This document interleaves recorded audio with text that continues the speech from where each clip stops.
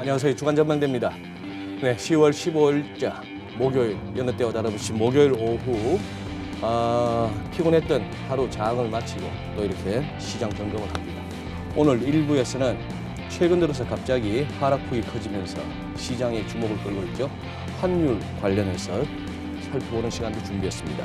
도움 말씀 주실 분 시터능의 유현정 부장님. 오랜만입니다, 유 부장님. 네, 안녕하십니까. 네. 삼성선물의 정미영 센터장님도 나와 계십니다. 안녕하세요. 안녕하십니까. 네, 두 분 다 오랜만에 뵙습니다. 주식 얘기 몇 달을 했고 이제는 또 환율이 바통을 한번 이어받을 만한 때가 된 것 같은데 환율 관련해서 기업이든 뭐 개인이든 할 것 없이 지금 좀 문의가 잦아지지 않습니까? 아니면은 뭐 조용합니까? 주로 이제 최근에 많이 물어봤던 유형 자체는 사도 되는 게 아니냐. 사도 되는 거 아니냐? 사도 되는 게 아니냐. 달러를 1,200원을 보다가 1,170원, 80원을 보면서 이제는 좀 사도 되는 게 아니냐라는 방향에서 문의가 좀 많았는데 네. 금주 들어서 일부 이제 사적인 그런 물음은 이러다가 혹시 1,100원 밑으로 가는 거 아니야? 뭐 이런 쪽으로 방향이 좀 바뀌어서 좀 나오는 것 같습니다. 즉 기존에는 한 1,150원 위에서 계속 머무르는 기간이 길어지면서 환율이 상당 기간 동안 높게 유지될 거라는 예상들이 주류를 이뤘었는데 네. 그런 예상을 바탕으로 해서 환율이 떨어지다 보니까 네. 저가 매수에 대한 어떤 기회로 삼는 사람들이 적지 않았었는데 환율이 생각했던 레벨보다 더 떨어지니까 이제는 추가 하락을 생각하는 그런 단계로 좀 접어든 게 아닌가 싶습니다. 좀 뭐 저속한 표현입니다만 질문을 보면은 이게 벌자고 묻는 질문인지 물린 상태에서 걱정스러워서 묻는 질문인지가 좀 구분이 되는데 조금 유 부장님 말씀을 듣다 보니까 지금 더 내려가는 거 아니야 하는 얘기는 그쪽으로 베팅을 한다기보다는 달러 보유 입장에서 좀 걱정이 된다 이렇게도 보이는데 정 센터장님께 여쭤보고 싶은 거는 지금 우리 사실 환율 그다지 크게 움직이질 않았어요 사실. 그렇죠. 예, 그러다가 이제 최근 들어서 네네. 움직입니다. 네. 지금 뭐 시장이나 업계나 할 것 없이 뭐 회사에 그 투자하시는 분들이나 어떤 긴장도 네. 어떤가요? 그렇죠. 말씀하신 대로 사실 글로벌 외환 시장은 달러 약세도 한 7월부터 가파르게 진행이 됐고 7월부터 위안화는 5월부터 절상이 상당히 강하게 진행이 됐습니다. 맞아요. 네. 근데 원화는 한 8월까지 거의 잠잠했죠. 해외 뉴스를 소폭만 반영을 하면서 뭐 7, 80원 부근에 지지선을 형성을 했기 때문에 우리는 그냥 이대로 그냥 가나 보다. 사실 그렇게 많이 생각을 했었죠. 예. 근데 지금 9월 들어서 분위기가 급 반전된 게 일단 대외적인 변수도 뭐 달러화 약세, 위안화 강세라는 변수가 펼쳐지기도 했지만 가장 그 원화가 반응하는 그 중요한 포인트는 국내 외환시장 수급 상황이 바뀌었다고 보고 있습니다. 아 그래요? 네네. 그러니까 8월까지만 해도 아마 한 3월부터 8월까지 뭔가 통계를 정확하게 낼 수 있다고 하면 저희가 짐작하건대는 수요가 약간 우위지 않았을까 이렇게 생각을 합니다. 수요가 어떤 달러 측면에서 수요가. 있어요? 그러니까 국내 외환시장 수급 상황을 보면 아니 통상적으로 네, 말하는 네. 뭐 결제 수요 네. 기업체 입장에서의 네. 그거 말고 또 플러스 알파가 있었나? 그렇죠. 경상 부분 플러스 이제 자본 부분의 흐름이 굉장히 중요하겠죠. 근데 이거 외국인이 이제 들어오냐 나가느냐 아니면은 내국인이 해외 투자를 하느냐 뭐 회수하느냐 이런 흐름들 이제 종합적으로 봤을 때 7, 8월까지만 해도 경상 수지가 별로 안 좋았기 때문에 네. 경상 부분의 공급이 그렇게 약한 상황에서 해외 투자는 굉장히 적극적으로 진행이 됐다는 거죠. 그렇다고 또 외국인 주식 자금이 들어온 건 아니었기 때문에 네. 그렇게 종합적으로 보면 특히 뭐 8월 같은 경우는 개인들의 해외 주식 직구가 소위 31억 불이 발생을 했습니다. 네. 그러니까 무역 흑자가 뭐 3, 40억 불 할 때 개인의 해외 직구가 30억 불이었으니까 무역 수지 흑자를 다 상쇄할 정도로. 그럴 정도로 개인의 해외 주식 투자만 집계했을 때 그렇습니다. 그러다 보니까 이제 수급이 상당히 좀 빠듯했었는데 9월부터는 일단 무역 흑자가 굉장히 크게 늘어났고요. 네. 9월 무역 수지가 89억 달러 났습니다. 그래서 2년 만에 최대치를 기록을 하기도 했고요. 네.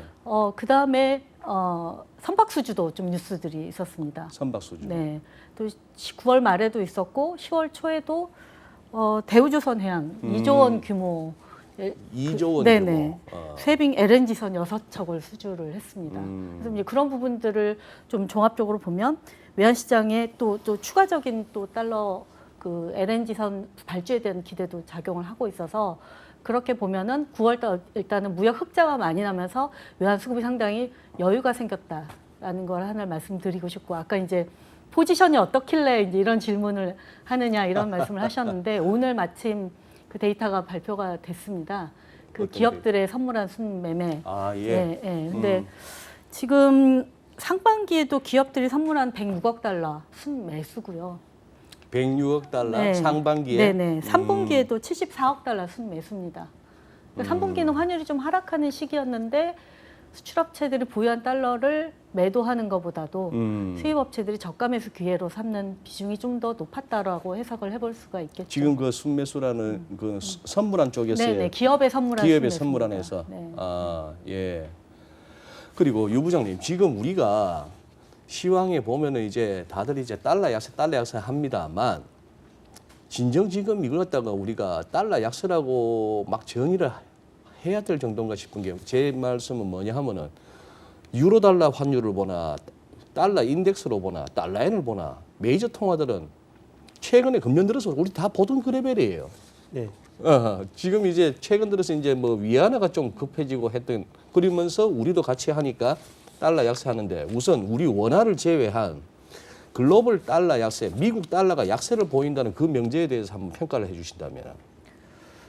사실 이제 달러가 트럼프가 취임을 한 이후에 좀 부침이 있었습니다. 부침이. 예. 네. 집권한 직후에는 재정 정책, 재정 부양책에 집중을 하면서 강세를 보였다가 예. 이후에 미국의 성장 동력 약화 뭐 이런 화두를 가지고 약세를 보였다가 그리고 2018년도 이후에 전반적으로 무드 자체는 좀 상승 무드였었고요. 특히 이제 금년도 3월 달까지는 전반적으로 달러화가 상승 무드였었습니다. 달러화 인덱스 기준에서 103대를 기록한 다음에 지금 네. 최근에 91.70 그 정도 기록한 다음에 찍어주고. 최근에 한 93.50 근처 왔다 갔다 합니다만 추세 자체는 좀 꺾인 게 아닌가라는 생각을 많이 하고 있고요. 달러 강세가. 특히 이제 장기 인베스트들 사이에서는 글로벌 달러화 강세가 퇴조한 게 아니냐라는 그런 기대들이 굉장히 많습니다. 가장 큰 화두는 그동안에 사실은 미국 연준이 20이나 BOJ 다른 나라 중앙은행에 비해서는 굉장히 그 긴축적인 스탠스였습니다. 20이나 BOJ가 양적 완화를 유지를 하고 제로 금리 또는 마이너스 금리를 유지하는 환경 하에서 연준은 뭐 물론 지난해 하반기에 조금 상황이 바뀌긴 했습니다만 네. 전반적으로 긴축 모드로 움직였었고요. 그런 긴축 모드를 좀 완화했던 게 지난해였고 네. 그런데 완전히 게임이 바뀐 부분이 코로나 바이러스에 대한 어떤 대응으로 미국 연준이 슈퍼 완화적인 입장으로 바뀌었습니다. 뭐 더 이상 완화적일 수 있는 부분이 지금 당분간은 안 보일 정도로 내놓을 수 있는 카드의 대부분을 내놓은 상태가 되어 있고 앞으로도 이와 같은 정책 기조가 적어도 한 3년, 4년 이상 갈 것이라는 그런 메시지를 시장에 계속 전해지다 보니까 통화 정책이라는 측면에서는 달러화가 약세로 가는 환경을 확실히 만들어 놨고요. 그러다 보니까 투자자들은 전반적으로 달러화 매도 쪽에 관심을 훨씬 더 크게 가질 수밖에 없습니다. CFTC 발표 데이터에 따르면 미국 통화 선물 시장에 네. 달러화 순매매 포지션 잔액을 봐보면 그 중에서 비상업적 거래, 투기적 거래자들의 포지션 잔액이 최근에 사상 최저, 그러니까 달러화 매도 기준으로 사상 최대치 근처에 계속 근접해 있는 상황입니다. 뭐 이런 부분들이 전반적으로 달러화 약세에 대한 기대를 높이고 있고요. 물론 그 이면에 미국의 어떤 재정 내지는 무역 적자, 소위 쌍둥이 적자라는 부분이 기본적으로 자리를 하고 있는 상태에서 통화 정책마저도 아래쪽으로 가리키는 환경이 되어 있다 보니까 달러의 약세에 대한 기대 심리는 굉장히 강해져 있습니다.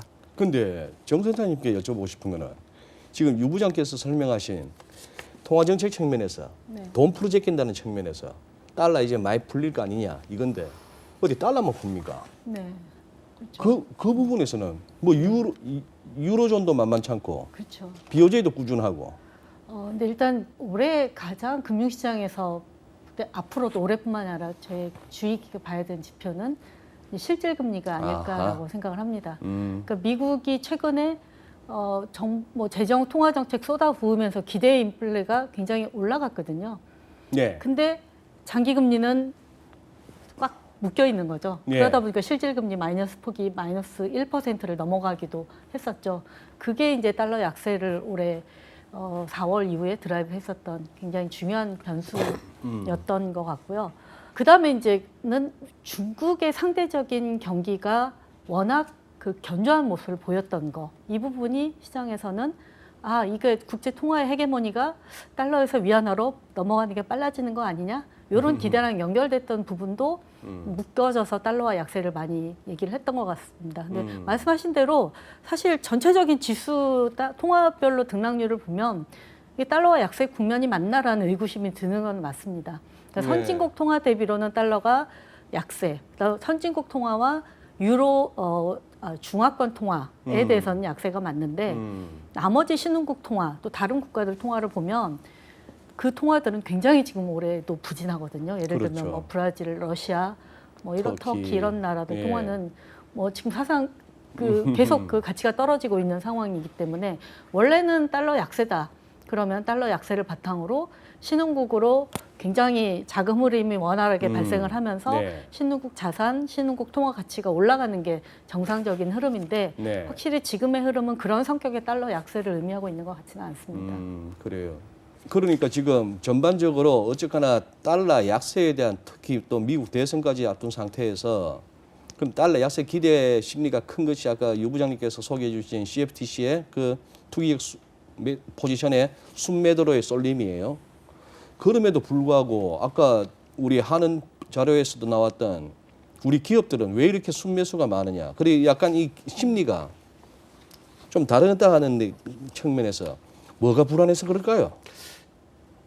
국내 시장은 사실은 3월 이후에 가파른 상승을 경험한 이후에 거기에 대한 어떤 내성 내지는 연장 성장에서 달러화가 상당 기간 동안 높은 환율이 유지될 거라는 그런 기대 심리가 많이 작용을 한 것 같고요. 좀 전에 이제 그 정 팀장이 말씀을 하셨습니다만 그 사실 수급 상황이 바뀐 부분은 네. 저는 한 6월 정도부터 수급 상황이 좀 바뀌기 시작했다라고 보고 있고요. 6월부터. 6월 정도부터. 그러니까 1월부터 한 5월까지는 일방적으로 달러화 수요 우위라고 저는 봤었고 사실 3월 달에 고점을 기록한 다음에 환율이 떨어질 때조차도 수급 상황을 놓고 보면은 그렇게 빠질 수 있는 상황이 아닌데 왜 이렇게 빠지지? 상대적으로 봤을 때 그래요? 그런 생각을 했었는데 거꾸로 6월이 지나면서 7월부터는 저는 조금 더 적극적으로 글로벌 달러와 약세를 반영을 해야 될 것 같은데 왜 이렇게 반영을 못하지라는 부분은 결국은 좀 전에 말씀하셨던 것과 같이 기업들의 어떤 국내 기업들의 기대 심리에 따른 어떤 달러화 매수 그리고 거주자 외야금잔에서 굉장히 잘 보여집니다만 맞아요. 개인 및 기업들이 계속 외화 보유를 확충을 시켜 왔었습니다. 올해만 200억 달러가 늘어났습니다. 올해만 200억 달러가 네. 늘었다. 네네. 외화 예금을 계속 확충을 시켰습니다. 무역 측면에서 보면 전체 무역 규모가 줄어들었어요. 기업들의 외화 예금이 늘 수 있는 그런 환경이 아니었었습니다. 네. 그럼에도 불구하고 늘었다는 이야기는 기업들이 가지고 있는 그게 어떤 보험 성격이 됐건 환차익에 대한 기대가 됐건 어찌 됐건 달러화 보유를 많이 늘렸고요. 개인 투자가들도 물론 이제 뭐 환율의 변동에 비해서 투자 수익의 비중이 훨씬 더 크다는 측면에서 외화를 사서 외화로 투자하는 네. 부분에 있어서 그게 환차손 자체가 다가 아니기 때문에 네. 그 부분 갖고 이야기하기는 어렵습니다. 어찌됐건 예금 잔액만 놓고 봐서는 예금 잔액만 놓고 봐서는 일정 부분은 달러화 상승에 대한 기대 심리가 꽤 있지 않았나. 결국 이와 같은 상승에 대한 기대 심리가 전반적인 수급 구조가 바뀐 부분도 뒤늦게 환율이 반영이 되었고 마찬가지로 해외발 달러화 조정의 요인도 좀 뒤늦게 반영이 된 게 아닌가라는 생각을 하고 있습니다. 반면에 이제 그 3분기 외환 거래 동향을 봐보면은 그 중에서 비거주자들의 NDF 매매 동향을 보면은 네.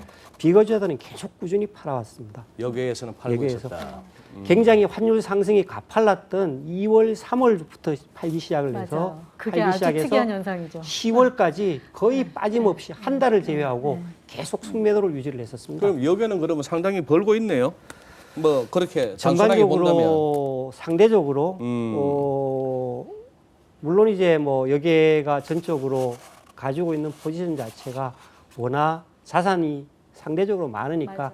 팔았는 것 네, 자체가 네, 네. 환율이 떨어진다고 해서 올라간다고 해서 일방적으로 손해냐 떨어진다고 예, 전체적으로 예, 손해냐 예. 그 부분은 차치를 하고 매매 자체만 놓고 보면은 매매 자체만. 전반적으로 달러와 하락 쪽으로 계속 무게 중심을 잡았었는 것 같고요. 올라갈 때도 일정 부분은 손실이 있었는 것 같고 내려올 때는 또 반대로 한 가지 말씀드리고 싶은 거는 이제 3, 4월 달에 외국인들이 뭐 10조 넘게 팔았고 주식을. 네. 그랬으면 예전 같으면 당연히 NDF 순매수가 나왔어야 되거든요. 예. 달러와 강세 국면이고. 예. 근데 굉장히 특이하게 2분기만 외국인이 162억 달러를 NDF를 순매도를 했습니다. 네, 주식을 팔아치울 때 오히려 달러도 같이 팔은 거예요. 그래요? 네네. 그거는 뭐 저희가 내막을 알 수는 없지만 아. 추측건데 네. 일단은 외국인이 2014년 이후 달러화 강세가 시작된 본격적으로 강세화된 이후로 NDF 순매수 포지션을 계속 쌓아왔습니다.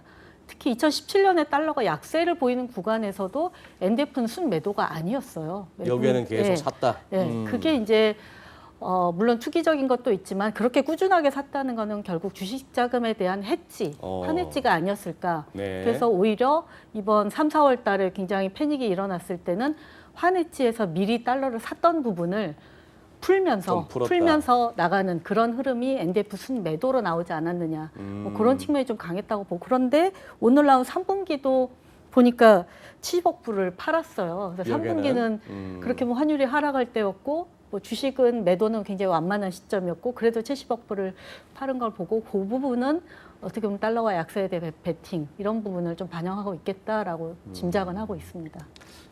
그냥 거래자의 입장에서 조금 추정을 해보면은 네. 사실 이제 이머징 통화를 거래하는 트레이더들, 인베스터들은 자기의 바구니 자체가 주로 이제 이머징에 포커스가 맞춰집니다. 네. 그런데 물론 자신이 있을 경우에는 모든 이머징을 다 팔 수도 있겠지만 상대적으로 보험을 위해 가지고 전체적으로 이머징을 매도를 하지만 그 이머징 중에서 덜 나쁠 이머징은 매수를 합니다. 일정 부분 보험을 들어놓는 거죠. 그러면은 제가 가지고 있는 바스켓에서 봤을 때 지금과 같은 어떤 위험 시장 상황에서 상대적으로 더 리스키한 통화와 상대적으로 덜 리스키할 통화를 구분을 하는 겁니다. 예. 그런 차원에서 예를 들면 좀 전에 말씀하셨던 브라질 헤알이라든가 이런 현재의 시장 상황에서 데미지가 클 통화들은 매도를 하고 예. 똑같이 그런 테마가 유지가 된다고 하더라도 덜 데미지를 입을 통화는 매수를 하면서 전체적으로 리스크의 밸런스를 가져가려고 그러는 그런 형태를 많이 취합니다. 아마도 그런 조치에 일정 부분도 작용을 하지 않았을까라고 예. 생각을 해볼 수 있겠습니다. 그러면은 그래요. 시장에서는 항상 그렇죠. 누군가 샀으면 누군가 팔아야 되는데 우리 기업들도 순매수가 그동안 꾸준히 선물한 순매수를 해왔고 뭐 개인들은 해외 주식 투자하느라고 샀든지 뭐든지 그 팔았는 게 보니까 지금은 여기다라고 이제 파악이 되는데 사후적으로 그러면 이제 여기서 누가 이길 것인가 내지는 향후가 이제 궁금해지는 와중에 첫째 미국 중국 순으로 가는데 미국의 지금 트럼프 대통령이 지금 이 와중에 뭐 달러가 강해지고 약해지고에 정신 쓸까요? 뭐 신경 쓸까요? 못 쓰죠. 못 쓰죠. 특별한 메시지가 없었습니다. 근한 네. 1년 트럼프 대통령 입에서 한 1년 되나? 요즘은 뭐 달러 강세가 그때 좋아했던 코로나 게 사태 터지고 달러 강세가 좋다는 얘기를 한번 했습니다. 한 코로나 터졌을 때 네네. 맞아. 그래서 왜 그럴까 생각을 해봤더니 예. 미국 저기 국채 발행 많이 해야 되니까 앞으로 달러가 네. 약해지면 안 되잖아요. 그런 의도가 아니었을까. 그런 상황. 미국의 지금 주류 언론들이 얘기하고 우리 국내 언론이 그냥 그대로 끌고다 주는 그걸 갖다 그대로 어느 정도 뭐 인정하고 갑시다. 그럼 바이든이 유리하대요. 그럼 바이든이 유리하고 심지어 상원까지도 민주당이 먹는 이른바 블루웨이브가 현실화된다. 그게 달러 강입니까 약입니까? 두 분 다. 뭐 현재 전반적인 생각은 달러 약세 쪽에 영향을 훨씬 더 많이 미칠 걸로 보고 있습니다. 기본적으로 이제 바이든의 정책 자체가 현재 트럼프에서 만약에 정권이 교체된다고 했을 경우에는 네. 크게 두 가지 측면에서 달러 약세를 조장할 것으로 시장에서 생각을 하는 것 같습니다. 첫 번째는 무역 정책이 보다 좀 더 예측 가능 내지는 온건해지지 않을까라는 부분이 하나가 있고요. 네. 그다음에 두 번째는 상대적으로 재정 지출이 확대가 되고 그다음에 이런 부분들이 미국 재정 적자를 좀 더 확대시키지 않을까라는 부분 두 점에 착안을 하면서 전반적으로 전자 같은 경우에는 특히 이제 중국 위안화 환율에 영향을 미치면서 국내 외환 시장의 달러화 약세, 원화 강세 요인으로 상대 영향을 미치게 될 것 같고요. 후자 같은 경우는 전반적인 글로벌 달러화 약세를 일으키면서 또 원화 약세, 원화 강세, 달러 대 원화 환율 하락 요인으로 작용할 것이라는 기본적인 예상들이 있습니다. 물론 사실 선거 전에 생각했던 금융시장의 어떤 인플리케이션과 선거 이후에 나타났던 흐름들은 대부분의 경우에 3개월 내지 6개월 뒤에 반전되는 게 일반적이긴 했습니다만 네, 네. 현재까지 주류적으로 네. 생각하는 네. 부분들은 네. 만약에 정권이 바뀐다고 한다고 그랬을 경우에는 그런 두 가지 포인트를 가지고 달러와 약세 네. 쪽에 예상들이 좀 더 많은 것 같습니다. 우리 같은 사람들이 사전적으로 예측하는 건 잘 못해도 사후적으로 설명은 잘하잖아요. 정 센터장님은 그러면 그때 2016년 그때 11월에 트럼프 네. 대통령 당선됐다 하고 나서 네. 주식도 확 뛰고 달러도 확 강으로 갔는데 네. 달러가 그때 왜 강으로 갔다고 보십니까? 아, 기억이 가물가물. 가물가물해. 그 당시에 이제 사실 선거 전에는 트럼프의 당선이 달러 약세로 많이 생각을 했었습니다. 글쎄요. 그러니까 그런데 그러니까 저 무역 분쟁 때문에 달러 약세를 선호할 거다 이런 네. 얘기들을 많이 네. 했었죠. 그런 부분들이 네. 강했었는데 특히 이제 트럼프가 집권을 하고 나면은 미국 사회 자체가 굉장히 불안해질 거다.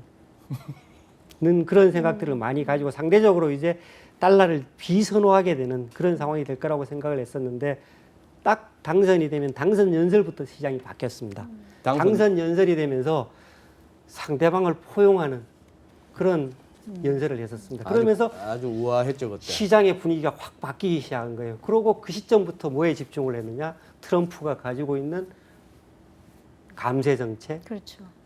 집중을 하고 재정 지출 확대를 단기적으로 이렇게 했다는 그런 부분에 집중을 하면서 단기적으로 달러화가 확 강해졌었죠. 물론 그 기간에도 계속 나는 달러와 약세를 원한다라고 레토릭은 계속 이야기는 네. 했었지만 실제로 달러화는 그렇게 강세로 했었지만 사실상은 그런 무역 제재로 인해서 다른 나라들이 오히려 피해를 보는 상황을 시장에서도 반영을 했던 측면도 있었던 것 같습니다. 근데 저희는 그래서 이제 바이든 당선이 여러모로 달러와 약세 그거를 뒤집을 만한 딱 그 논리가 있는 건 아닌데 저는 오히려 바이든이 이제 블루웨이브를 실행을 하면서 적극적인 경기 부양책을 편다.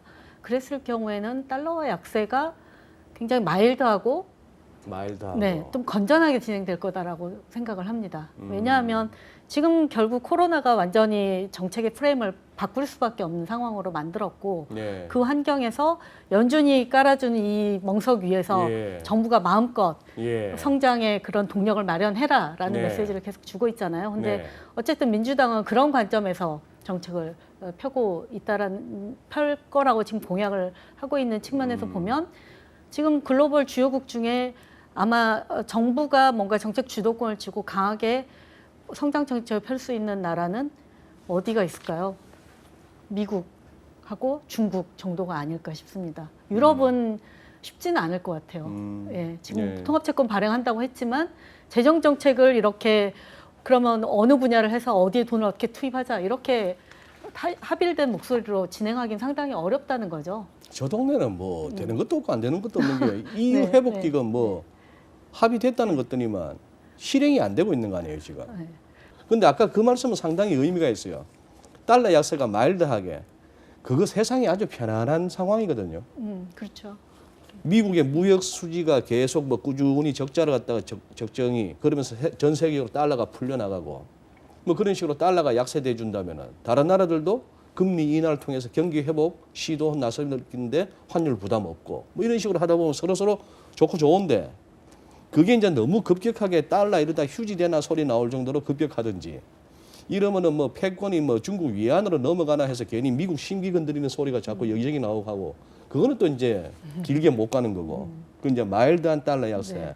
그 트럼프가 될 경우에는 오히려 달러가 저는 지금 바이든의 기대를 뒤집으면서 예. 강세로 갈 수 있지만 결국 지금 재정을 적극적으로 투입해야 되는 상태에서 작은 정부 감세 정책 추진하면은 공화당 때마다 미국의 재정 수준이 굉장히 나빠졌거든요. 그랬죠. 예, 그러니까 감세를 해서 기업들에 더 투자를 늘려서 네. 나중에 더 걷어들이겠다라는 목표가 달성된 적이 없잖아요. 예. 근데 이미 경기가 좋을 때 감세 정책을 해서 재정이 안 좋은 상황인데 여기에서 적극적으로 투입해야 될 재정에 대해서 소극적이다라고 하면 예. 진짜 좀 미국의 그 성장 동력이라는 측면에서 위기를 가져오고 재정 수지 적자 규모가 결국은 문제가 아니라 이거를 나중에 갚을 수 있는 능력을 어느 나라가 그런 구조를 만들어 가느냐. 이 부분에 이제 내년에는 초점을 맞출 거라고 보면 그런 점에서 트럼프의 정책이 까딱하면 굉장히 좀 진짜 저 돈은 갚을 수 없는 돈이 될 수도 있다는 그런 인식을 줄 수도 있지 않을까 생각을 합니다.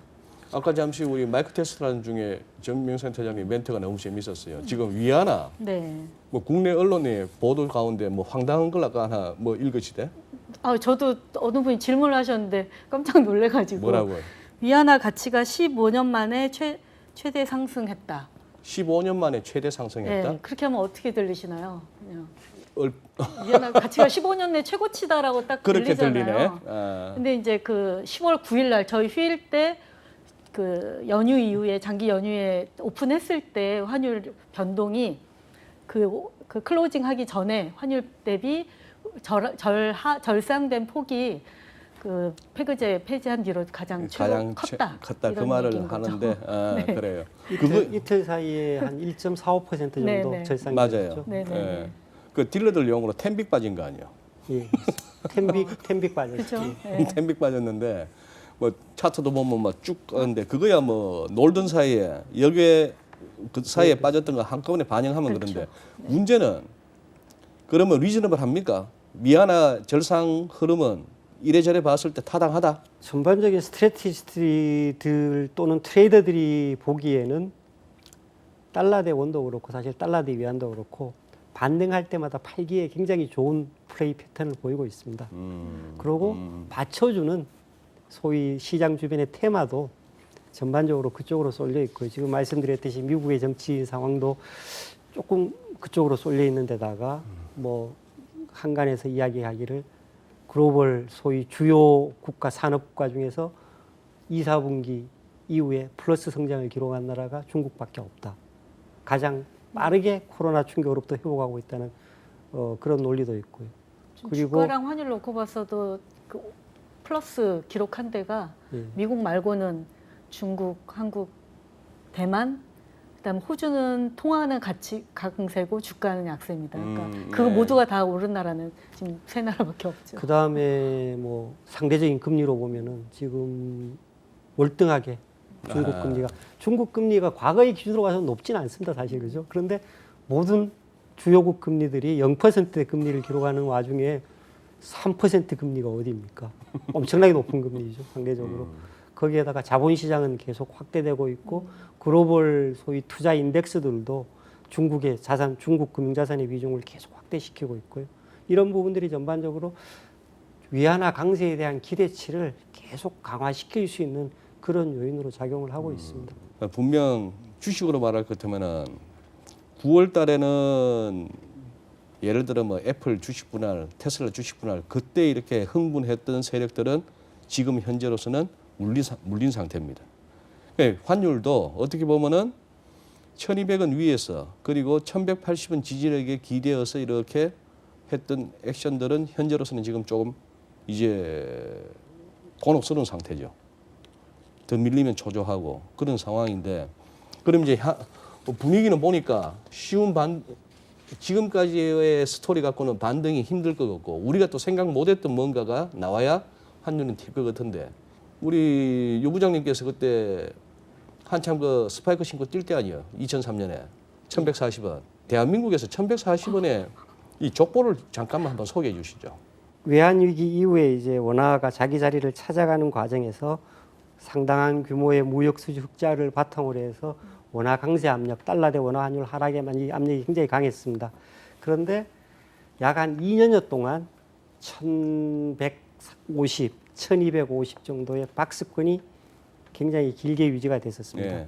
사실 그 기간 동안에 적극적인 사실 우리 정부의 그 노력이 있었죠. 그렇죠. 상대적으로 충분히 우리 수출 기업들을 지원할 수 있는 정도 수준의 환율이라고 판단을 하고 현재 수준이 좀 비용이 들더라도 상당 기간 동안 유지시키고자 하는 그런 의지를 정부 당국에서 꽤 오래 보였었습니다. 그런데 그 반작용으로 사실 2004년도 11월, 9월, 10월로 기억하는데요. 1140원, 50원이 무너지면서 가파르게 환율이 하락해서 한때 1000원을 하향 돌파, 900원을 하향 돌파하게 됐었죠. 그 이후에 가속력이 붙습니다. 그러니까 움직일 수 있는 동력이 갇혀 있으면은 어떤 다른 방호막 때문에 그 흐름이 막혀져 있으면은 그 방호막이 거치는 순간에는 훨씬 더 네, 물고 터이가 강한 압력으로 작용을 하게 되고요. 근데 그게 이제 소위 이야기하는 오버슈팅이죠. 근데 그런 교훈을 삼아서 그래도 좀 저는 굉장히 뭐 환율 관리 잘 하고 있다고 보거든요. 그런 여러 가지 사례들을 통해서 시장은 이렇게 인위적으로 막는다고 막아지는 게 아니구나라는 네. 교훈을 굉장히 크게 얻었던 사례가 아닐까 싶습니다. 다만 이제 최근에 정부의 의지는 그냥 변동성을 완화하는 정도, 네. 그러니까 시장이 패닉에 빠지는 것을 막는 정도 수준에 머무르는 게 아닌가라고 생각이 되지고요. 어제 전반적으로 그, 사실 그럴 수밖에 없는 환경이 되는 것 같습니다. 분기마다 이제 외환 그렇죠. 순매매 동향을 네, 공개해야 한국은행의 되고. 순매매 네. 개입 규모를 공개를 해야 되고요. 14일 금통위 때 한은 총재, 이주열 총재께서 했던 얘기 중에 외환시장의 변동성이 커질 수 있다라고 우려했는데 이 말씀을 하셨는데 그 변동성은 네. 자, 뭐 변동성이라고만 표현하셨는데 지금 하방만 말씀하신 건가요? 아니면 아래 위를 다 염두에 두신 걸로 받아들여집니까? 글쎄요. 뭐 그러니까 앞으로 이슈들이 많으니까 뭐 이슈들이 뭐 많으니까 양방향이라고 생각을 하셨을 것 같고, 근데 지금 분위기로는 아무래도 위쪽보다는 아래쪽이 아래쪽. 좀 더 열려 있다고 봐야죠. 그러면은 뭐 대놓고 뭐 이제 그래 개입할 것 같습니까? 그렇다고 안 하겠죠. 지금 뭐 개입하고 자시고 할 그런 시대도 아니고 흐름도 아니잖아요. 구두 개입 엊그저께 나왔었죠. 차관 구두 해석하에 개입도 따라서는 아니었던 구두 것 개입이 같고. 될 수도 있고요. 네. 아니면은 그 전에 이제 그 지금 말씀하신 그분의 지금까지 어록을 봐보면은 그냥 일상적인 안정화 의지의 멘트가 아닌가. 는 이미 생각을 그런 단계는 좀 넘어갔다고 단계는 보고요. 생각을 네. 하고 그거보다는 이제는 중국이 어느 시점에서 개입하냐를 보는 게 중국이 원화 환율 트레이딩하는데 중요한 변수라고 봅니다. 위안화 절상에 약간 네. 제동을 거는 식의 어떤 액션을 그렇죠. 취하는가? 어느 시점에 제동을 거느냐가 원달러 환율에도 어느 레벨에서 타이밍이 될 수가 있죠. 그렇겠네요. 그런 차원에서는 사실 지난 주말에 1차적인 액션이 네. 나왔었고요. 네. 선물한 거래 증거금을 갖다가 증거금을 예치하던 걸 폐지를 폐지한 거. 한 부분이 1차적으로 시작이 된 것 같고, 그런데 사실 그 부분에 있어서의 리액션은 뭐 과거에 보면 그렇게 크진 않았습니다. 예. 약 한 2%, 3% 정도 리액션했던 적이 있었고, 이번에 리액션은 크지 않은 편인데요. 중국도 지금 현재 상태에서는 적극적으로 개입을 하지 않겠습니다만 추가적으로 위안화가 뭐 최근에 평균치보다가 저점보다 낮은 수준으로 내려간다고 했을 경우에는, 달러 대 위안화율이 내려간다고 했을 경우에는 추가적인 어떤 위안화 강세를 억제하기 위해서 조치를 취할 수밖에 없지 않을까. 직접적인 시장 개입일 수도 있지만 어쨌든 지금 외국인 자금 유입을 계속 문을 열고 있는 상태니까 네. 이거에 밸런스를 맞추려면 내국인이 해외로 나가는 문을 동시에 중국? 조금씩 넓혀줄 수 있을 중국? 것 같습니다. 네, 중국. 네. 그래요. 이 질문을 할 때는 부담 갖지 마시고 뷰를 말씀해 주십시오. 지금 어디까지 보이십니까? 정 선생님부터. 그런 질문을 받으면 어느 기한을 두고 말씀하시는 겁니까? 저도 사실 그렇게 먼저 물어보고 답을 시작을 하고 싶었는데 먼저 말씀하세요. 아니, 다들 그렇게 물어보시거든요. 환율 얼마까지 갑니까? 그러니까 그러면 저도 좀 그렇네요. 타임라인을 안 주시면 네. 사실 저희는 올해 연내 1,150원 지켜질 거라고 봤었거든요. 연내 1,150 지켜진다고 보셨다. 근데 이제 어떤 그 지지선이 깨졌고, 음. 근데 깨진 시점에서 지금 연말까지 보면 수급 상황이 또 실제적인 경상 수급이 계속 뭐 괜찮을 것 같습니다. 무역 수지도 괜찮고 그다음에 그 카타르랑 선박 발주 협정 맺은 것도 모잠비크 관련된 선박도 발주가 연말에 나올 가능성도 언급이 되고 있거든요. 이제 이런 부분도 있어서 일단 경상 수급적으로도 달러 공급이 좀 원화에는 우호적으로 작용할 것 같고, 그 다음에 이제 그 저희가 앞서 서두에 말씀한 그 포지션, 선물안이나 외화예금 네. 이런 것들이 소위 아직은 아직 국내가 너무 달러 롱 포지션이 좀 많다라는 얘기죠. 한마디로 말씀을 드리면 그런 부분들 때문에 지금 차트 보면 위안화는 좀 일단 과매도로 좀 들어온 것 같거든요. 네. 근데 원화는 그래서 위안화가 반등을 하면 따라서 반등할 수 있을까? 근데 그러기가 좀 쉽지는 않아 보입니다. 그 위안화가 반등하면 빠지는 힘은 약해질 수 있지만 반등하기에는 시장이 좀 무거울 것 같다, 상대적으로. 네. 연말까지는 원화의 상대적인 무거운 그런 흐름은 좀 이어질 수 있을 것 같아서, 그래서 결국 지금 40원이 지지선이 된다라고 언급하기에는 조금 부담스럽습니다. 부담스럽다. 예. 그래도 뭐 그렇게 멀리까지 보지는 않는 것 같네요. 1140 아래로. 뭐 차트상으로 보면은 한전 1120원, 30원이 일단은 20원, 그다음 30원? 강한 지지선으로 보입니다. 그러니까 1140 아래도 한 1, 20원 정도. 유 부장님 어떻게 보세요? 기본적으로 뭐 전적으로 공감하시고? 같은 의견을 가지고 있습니다. 트레이더 관점하고 사실 인베스터 관점은 좀 나눠서 생각을 해야 될 것 그렇죠. 같습니다. 예. 뭐 인베스터는 첫 번째는 호흡 자체가 좀 길어야 될 것 같고요. 그다음에 두 번째는 인베스터 어닝까지를 생각을 해야 될 상황이 있으니까 네. 인베스터의 관점과 트레이더 관점은 완전히 다른 것 같습니다. 트레이더 관점에서 지금 트레이딩을 하지는 않지만 트레이더 관점에서 보면은 좀 전에 말씀을 드렸듯이 반등할 때마다 파는 게 굉장히 편안해 보입니다. 전반적인 뉴스 자체도 내가 인내할 수 있는 쪽으로 인내력을 훨씬 더 키울 수 있는 쪽으로 뉴스가 나오고 있고요. 단기적으로 보면 시장에 지금 급해져 있는 사람들도 사는 사람보다는 파는 사람이 조금 더 급한 모습들인 것 같고요. 근데 과거에 봐보면은 환율이 이렇게 떨어질 때 거주자 외예금 잔액이 안 털립니다. 절대로 안 줄어듭니다. 계속 유지가 됩니다. 반등할 때까지 기다립니다. 과거의 경우는 그랬습니다. 그런 쪽으로 보면은 거주자예금 잔액이 확 매도가 나와서 환율을 밀어내릴 것 같지는 않고요. 다만 이제 추가적인 어떤 매수 여력은 약해져 있다라고 이야기할 수 있을 것 같고요. 예. 그런 상황 속에서 좀 전에 말씀하셨듯이 그 데일리 수급의 배경 자체가 조금 더 달러 공급 쪽으로 쏠린다고 했을 경우에는 거기에 대해서 해외적인 요인까지 합쳐진다고 했을 경우에는 당분간은 생각했던 레벨보다가 더 하락할 가능성을 배제할 수 없다. 그런 쪽으로 문을 열어놓고 트레이딩을 해야 될 것 같아가 트레이더의 관점에서 쳐다보는 시야인 것 같고요. 예. 그런 쪽에서는 앞에 뭐 굳이 그림을 그려서 여기가 저점이었네 라고 그림을 그리면 다들 똑같이 볼 수 있는 레벨들이 있는 것 같습니다. 다만 하기야. 이제 장기 인베스터의 관점에서 보면은 아주 장기적으로 원화가 굉장히 급격한 강세로 쏠리기에는 그렇게 녹록한 여건은 아니다라고 이야기할 수 있을 것 같습니다. 전반적으로 경상흑자 못지않게 예. 투자 자금의 유출 규모가 지속되는 그런 환경들이 있으면서 수급이 한 방향으로 일방적으로 오랫동안 쏠리는 상황들은 그렇게 알겠습니다. 예상되지는 않습니다. 예. 이거 마무리해야 되는데 이 말씀 꼭 한번 정 선생님한테 듣고 싶네요. 증권 채널 보면은 환율 떨어질 때마다 이제 외국인 들어옵니다 이렇게 하는데 환율 하락 때문에 이거 말이 되는 겁니까? 지금 외국인이 안 들어오잖아요. 외국인이 갖고 있는 원화 예치금이 제가 숫자를 기억을 못한 상당히 많습니다. 그러니까 예전에는 환율 보고 주식 들어오고 그 다음에 또 차익 실현하고 나가면 환율에 영향을 주고 이런 패턴이 되게 분명했는데 이제는 한국에 돈을 잠궈놓고 있다는 거죠. 주식 팔아도 달러로 안 받고 나가고 갖고 있는 원화에서 주식 사고 뭐 이런 패턴이 훨씬 비중이 많아져서 예전보다는 그런 비중은 굉장히 적을 것 같습니다. 그래서 환율 떨어지니까 외국인 들어올 겁니다. 그래서 주식 오를 겁니다. 이거는 조금은 이제 옛날 얘기이기도 하고 기대일 수도 있고. 1180 다음에는 1150은 눈에 보였고 1150 다음은 보니까 대충 1120 라운드가 눈에는 보인다. 유 부장님의 또 촉은 지금은 왠지 오를 때마다 파는 게 편하다. 그 정도가 이렇게 두 분이 주시는 것 같습니다.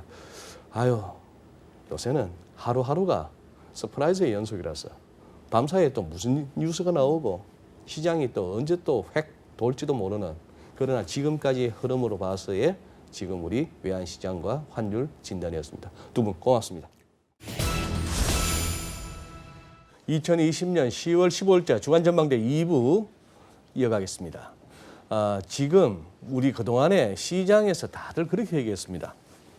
미국 대선 전까지 증시 뭐 흔들리겠느냐 빠질 일 있겠느냐. 근데 지금 이제 채 3주가 안 남았습니다만 조금 지금 시장의 흐름을 그렇게 낙관만도 할 수는 없는 상황입니다. 또 대선 이후의 재정 부양책 돈이 얼마나 풀릴 것인가 이런 쪽에 이제 관심을 갖는데요. 2부에서는 신영정권 김학균 리서치센터장님 모셔가지고 이 이슈를 가지고 한번 우리 또 살펴보고 공부할 것 좀 공부하겠습니다. 센터장 오랜만입니다. 네, 안녕하십니까? 네. 자, 뭐 다들 바이든 이기고 민주당 이긴답니다. 센터장님도 그렇게 보세요. 지금 뭐 여론조사로만 보면 그런데 여론조사로만 예, 보면 이번 주 그 보도된 조간을 보면 지금 이제 미국 대통령 선거 한 3주 조금 덜 남았는데요. 네. 2016년 3주 전에 여론조사가 지금이랑 똑같다고 하더라고요. 아, 경합주에도 경합- 거의 힐러리가 굉장히 넉넉하게 음. 이기는 걸로 나와서 그래서 한편으로는 좀 마음이 뭐 그때 여론조사가 결과를 못 맞췄으니까 네.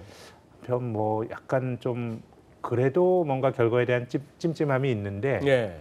근데 이제 여론조사를 하는 측에서는 2016년 대선 과정에서 소위 뭐 샤이 트럼프라고 하는 예. 이런 사람들의 여론을 제대로 캐치를 못했기 때문에 이번에는 어떤 그 여론 표본이나 이런 것들을 거기에 맞춰서 했다 그래서 이번엔 다르다라고 말하기는 하는데 뭐 2016년도에 전혀 이게 결과가 어긋났었기 때문에 네. 약간 뭐 마음은 찜찜한데 그래도 뭐 전체적으로는 금융시장이 뭐 여러 가지 뭐 계산을 해서 움직이는 것 아니겠습니까? 네. 보면 대체로 뭐 바이든이 되면 괜찮을 만한 종목들이 움직이고 있으니까 이제 지금까지로는 이제 금융시장은 이번에 이제 민주당으로 정권이 넘어가는 쪽으로 생각을 하고 있는 것 같습니다.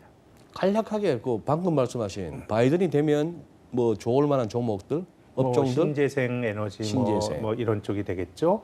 또 바이든이 되면은 금융 규제라든가 이런 것 좀 세게 할 여지가 있는데 이제 그 금융주는 나쁜데 최근에 이제 미국 금융주는 조금 주춤거리고 있고 하니까 뭔가 좀 조금 색깔은 뭐 요즘 뭐 특히 이번에는 이제 미국이 그 선거도 그 의회 선거도 하잖아요. 예. 그래서 지금 하원은 민주당 다수고 예. 이번 상원도 또 민주당이 또 다수당이 될 거라는 의견들이 많은 것 같아요. 그 예. 백악관 상원 다 잡는 이제 민주당의 색깔이 이제 파란색인데요. 네. 당색에서 뭐 블루 웨이브 이런 네. 것들이 외신에도 많이 나오더라고요. 그러면은 예. 그쪽은 IT 쪽은요. IT 쪽은 원래 전통적으로는 그 민주당 친화적이죠. 실리콘밸리가 네. 민주당 친화적인데 지금은 뭐 바이든 같은 사람이 페이스북을 분할해야 된다 이런 주장도 해요. 워낙에 이제 그 소위 빅테크 기업들이 커졌고 네. 또 그들이 그 어떤 뭐 독점 비슷하게 이게 뭐 사실 전통적인 독점과 지금의 아마존 구글은 조금 성격이 다른 것 같긴 합니다. 왜냐하면 독점 기업이라고 하는 거는 경쟁을 약화시키는 아주 큰 플레이어가 나오면 네. 결국은 이제 혼자서 독점적인 그 어떤 재화와 용량에 대한 공급자가 되게 되면 가격을 올리거나 이래가지고 이 소비자들에게 이제 피해를 준다라는 게 사실 기본적인 반독점의 논리인데요. 네. 근데 지금 뭐 구글 때문에 불편한 사람 있나요? 아마존 때문에 불편한 사람 없거든요. 소비자들이 굉장히 싸게 빨리 받는데, 근데 지금 반독점의 논의는 소비자들이 가지고 있는 어떤 그 후생의 후퇴 이런 거보다는 이 사람들이 뭐 기술 독점이나 아니면 돈도 많다 보니까 아예 기업들을 막 M&A 해버리잖아요. 산업 생태계가 그야말로 그 자체로 황폐화가 되고 음. 또 경쟁을 원천적으로 봉쇄를 봉쇄당하고. 한다라고 하는 그런 조금 불안감이 있는 것 같아요. 네. 그래서 지금 민주당이 이미 장악하고 있는 하원에서도 빅테크 기업에 대한 이제 보고서가 나왔잖아요. 예. 이제 그 경쟁을 예. 굉장히 저해하는 그런 역할을 하고 있다라 그래서 전통적으로 보면은 이제 실리콘밸리가 미국의 기술주들이 민주당 친화적인데 네. 지금은 조금 분위기가 다른 것 같습니다. 리포터 아주 좀 100몇십 페이지더라. 한번 길게 한번 쓰셨던데 신영정권에서. 네네네. 네. 그 몇 분이 저희 뭐 공식적으로 저희가 뭐 인쇄는 안 했는데 네. 뭐 메일링을 하긴 했는데 저희 뭐 한 5사람 정도가 썼습니다. 오늘 뭐 설명을 좀 드려볼까요? 예. 지금 알겠습니다. 뭐 어쨌든 이제 11월 이후로 네. 이제 미국 백악관의 주인이 누가 될 거냐에 대해서 투자자들도 관심이 네, 많은데요. 네. 그래서 전통적으로 민주당의 정책, 공화당의 정책, 그들이 가진 철학적 차이 이런 걸 좀 말씀을 드리고 네, 싶은데요. 좋습니다. 지금 이제 보시는 그림이 미국뿐만 아니라 네. 경제적 진보주의와 보수주의를 한번 이제 구분을 해놨는데요. 네. 경제적으로 보면 경제적 진보주의와 보수주의를 나누는 기준은 시장과 정부의 역할을 바라보는 관점의 차이라고 봅니다.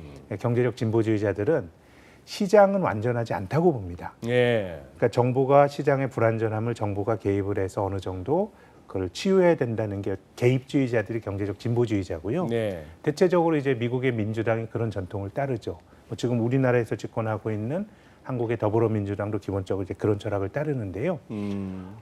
이 경제적 진보주의가 이제 그 기본적으로 이제 헤게모니를 잡게 된 그 권위를 얻게 된 거는 1929년에 발생했던 대공황을 이 케인즈라고 하는 학자가 예. 해결하는 어떤 좀 이제 대안을 내준 거죠. 예. 그래서 케인즈가 대공황의 원인을 유효 수요의 부족에서 찾습니다. 시장에서 수요가 없으니까 대공황이 발생한 거야. 시장에서 수요를 못 만들면 정부가 개입을 해야 된다라고 주장을 했죠. 네. 그래서 이제 뉴딜 정책이라고 하는 것들이 많이 요즘 한국에 거론이 됐지만 결국 시장이 못 만드는 수요를 정부가 만든 겁니다. 공공 일자리 만들어서 미국인들에게 삽한자루씩 줘서 공공 근로를 하고 예. 또 그 고속도로를 닦고 이런 겁니다. 예. 기본적으로 정부가 많이 개입을 해야 된다는 입장이고요. 그럼 당연히 증세를 옹호하겠죠.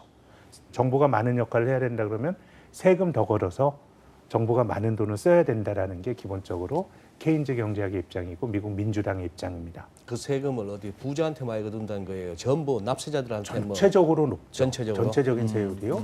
그래서 이제 그 케인즈 학파가 전 세상을 지배하던 케인즈 경제학이 세상의 지배적인 논리이던 게 1900 대공황을 극복한 이후로 1960년대까지는 모든 경제학자는 케인지안이다 이런 주장을 할 정도로 그랬죠. 케인즈 경제의 권위가 있을 텐데요. 그래서 1960년대 미국의 최고 소득세율이 92%까지 간 적이 있었어요. 소득의 92%를 세금을 내는 내가 거예요. 100만 원 버는데 100만 원 물론 벌면- 92만 원 내는 건 아니고 우리도 이제 소득 구간별로 세율이 아하, 결정되잖아요. 아하. 가장 높은 구간, 그러니까 일정 소득 이상인 거면 네. 예. 버는 의미가 없는 거예요. 다 정부가 다 토해내는 가져가는 거죠. 그래서 이제 케인즈가 이제 이런 그 이론을 만들었고 요즘 활발하게 활동하는 폴 크루그만 같은 사람도 케인지안의 전통을 따르는 사람입니다. 네. 노벨 경제학상 받았고 또 케인즈의 이론이 현실에서 적용이 됐던 게 루즈벨트 대통령 뉴딜을 했던 저분이 네. 네 번이나 대통령을 했습니다. 그러니까 지금은 이제 연임밖에 안 되는데 저분이 이제 네 번째 임기 때 그 병으로 죽었죠. 네, 네, 그래서 네. 트루먼이 됐었는데요. 그러니까 그 뉴딜 대공황을 극복한 뉴딜 정책을 썼던 대통령이 네 번이나 미국에서 했다는 거는 저 케인지안의 이론이 적어도 대공황 이후에는 세상을 설명하는 가장 지배적인 이론이었던 것 같습니다. 네. 1950년대, 60년대까지 이런 일이 벌어졌는데요. 네. 케인즈 경제학이 세상을 지배했던 1950, 60년대 한번 미국의 상황을 보시면요. 네. 이때를 보통 자본주의 황금기라고 불립니다. 왼쪽과 오른쪽에 이제 미국의 S&P 500 지수가 이제 검은색 선으로 그려져 있는데 대체로 주가가 많이 올라갔죠. 주식 좋았습니다. 지금 X축에 40, 45, 50 저게 1940년, 40년입니다. 50년 이 말. 그렇습니다. 네네. 예, 대공황 이후로 70년대까지는 주가가 굉장히 많이 올랐고 그러네요. 파랗게 칠해진 게 이제 GDP 대비 재정 지출인데 GDP라고 하는 경제 활동에서 정부가 어느 정도 비중을 차지하느냐인데요. 네. 대략 보시기에도 20% 이상, 한 그러네요. 25%까지 갔습니다. 예. 그러니까 이게 뭐 사실 자본주의라고 하는 게 정부가 다 해버린 사회주의가 되는 거고요. 자본주의에서 정부가 한 4분의 1 정도 경제 활동에 개입했다는 거는 굉장히 아주 정부 개입도가 높은 겁니다.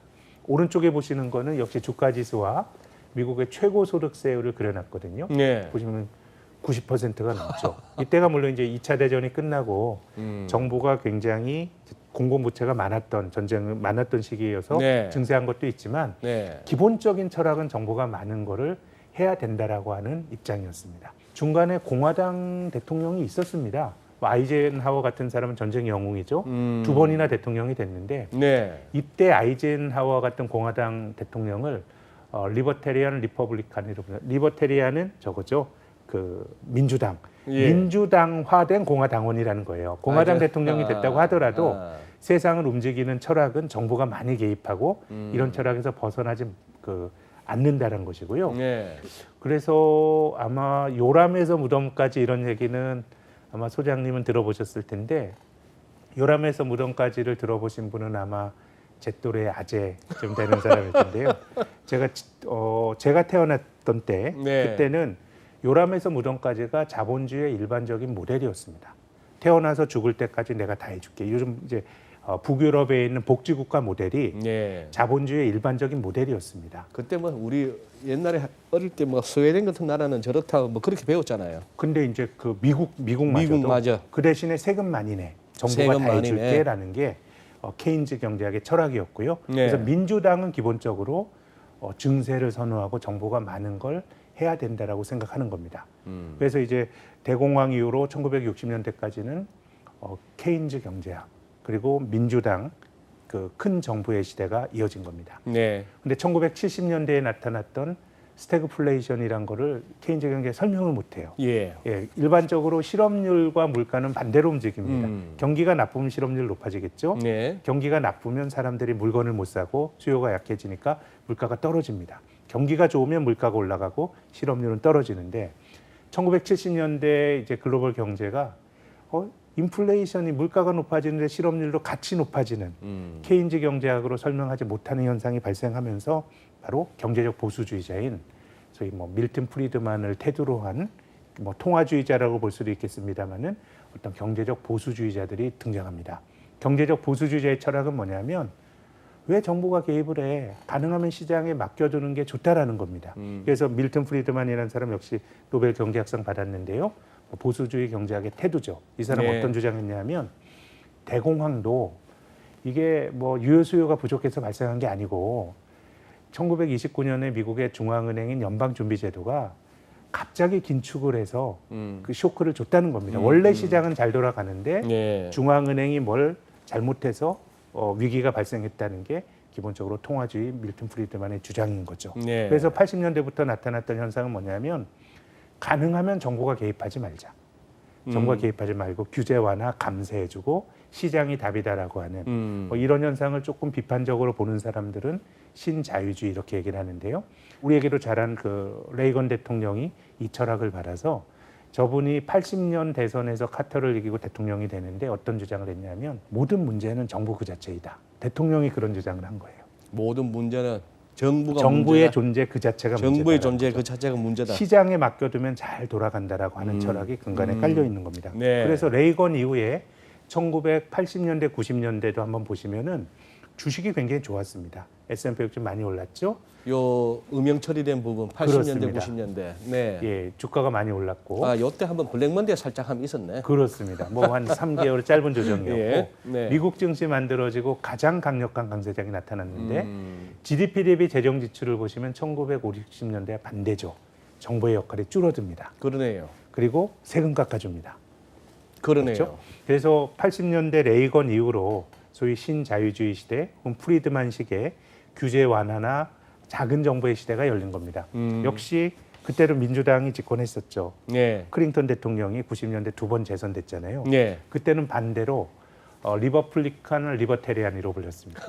민주당이지만 작은 정부 주장하는 그런 공화당의 철학을 그게 그 당시에 시대 정신이었던 네, 거죠. 네, 그래서 네. 90년대 후반에 클린턴 대통령 때 그 글래스 스티걸 법안 같은 거, 네. 투자은행과 상업은행을 분리하는 법안 같은 거 전부 폐지하면서 우리도 지금까지 살면서 들은 게 규제 완화 뭐 이런 얘기 들었잖아요. 네. 이게 크게 보면은 이 80년대, 90년대에 작은 정부를 주창했던 그 경제적 보수주의자들의 주장인 겁니다. 그래서 조금 이제 많이 돌아왔는데요. 자, 그럼 이제 바이든이 된다라고 생각하면 어떤 일이 발생할까요? 세금 더 걷고요. 정부가 굉장히 지출을 많이 늘릴 겁니다. 정부 지출을 굉장히 많이 늘리는 굳이 겁니다. 지금 이러한 코로나19라는 팬데믹 상황이 아니었더라도 아니었더라도 그들의 철학 자체가 지금 그린 뉴딜이나 이런 것들이 정부가 돈 쓸 게 너무너무 많습니다. 그래서 트럼프도 물론 이제 코로나 팬데믹 이후로 민간이 굉장히 어려워지다 보니까 지금 뭐 트럼프도 감세를 해준다 그러고 네. 또 인프라 투자를 늘린다고 하는데 2016년 11월에 트럼프가 당선이 됐을 때 똑같은 얘기했습니다. 인프라 투자 늘리는 뭔가 이제 경제 정책이 있어야 될 거 아닙니까? 예. 그래서 그 당시에 2016년 미국 대선 직후에 미국의 인프라 관련 주식 산 사람들은 전부 실패했습니다. 투자에 실패했어요. 왜 그러냐면요. 이게 인프라라고 하는 거는 기본적으로 경제 활동의 기반이 되는 거거든요. 예. 그래서 이걸 정부가 해버리면 편해요. 정보 주도록. 예. 근데 경제적 보수주의자들과 같은 그런 사람 입장에서는 이걸 정부가 하는 건 맞지 않으니까 뭔가 민자를 매치시켜서 하려 그래요. 네. 근데 우리나라도 그 공공 사업에 대한 것들은 정부로부터 이윤을 많이 얻기 힘들거든요. 예. 그러니까 정부가 해야 될 건 민간에 맡겨둔다고 하니까 제대로 안 된 거거든요.